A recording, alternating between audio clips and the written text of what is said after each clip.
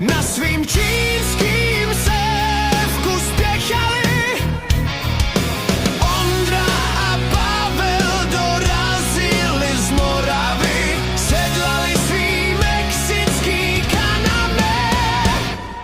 Čtyřkolky a hory, parta skvělá to je, jestli čínská nebo mexická, to je nám u prdele.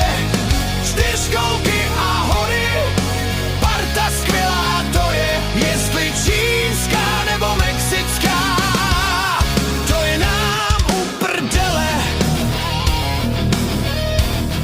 To je nám u prdele.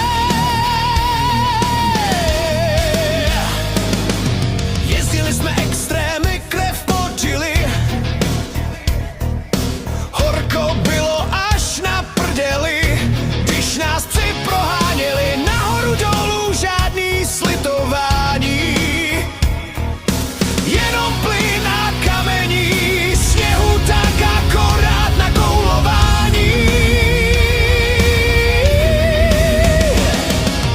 Bláto stříká, kamení lítá, čtyřkolky řvou jako diví zvířata.